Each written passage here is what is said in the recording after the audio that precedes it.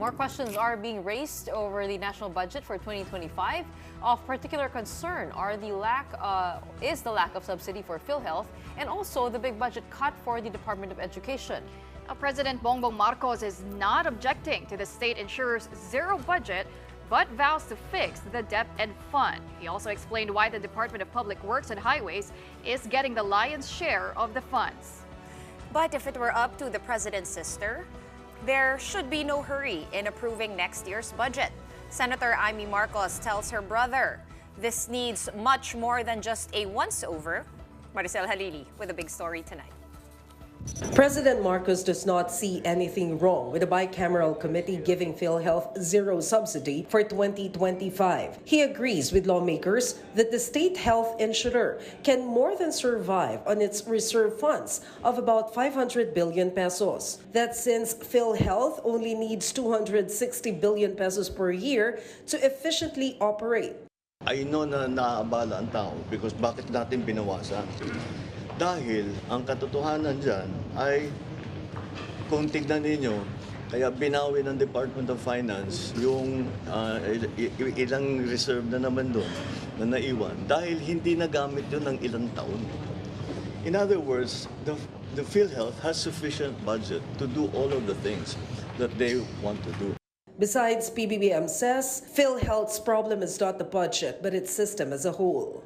The reason that we do not want to subsidize it is because it is the subsidy will hook lang doon sa bank account ng PhilHealth, hindi magagamit. Marami tayong paggagamitan noon. So that's a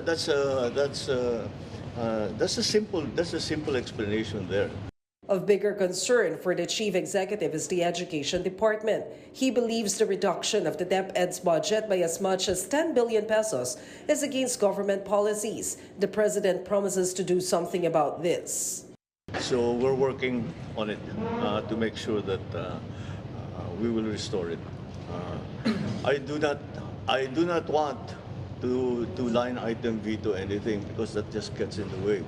Bearing the brunt of the DepEd budget cut is its computerization program. President Marcos says this is vital to his administration's policy direction to strengthen STEM, or science, technology, engineering, and mathematics. But congressmen have been questioning the computerization project, particularly when Vice President Sara Duterte was still the DepEd chief. They cited laptops purchased in 2023 but are yet to be distributed to teachers, and the underutilization of funds. It turned out that only 2 billion of the 11 billion peso budget for the project was used in 2023. Nung nakaraang mga panahon, nagiging notorious ang DepEd, no, sa pagiging delay nila sa kanilang mga procurement, no? At lalong-lalo na yung pag-uphold nila ng transparency and accountability.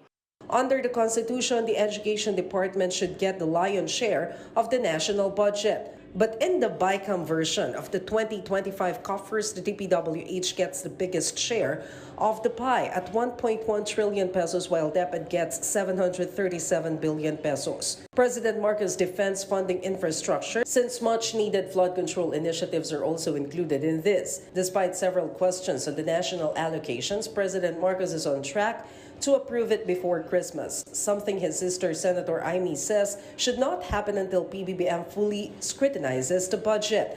The senator is specifically questioning the restoration of the budget for AKAP, or the Ayuda sa Kapos ang Kita program.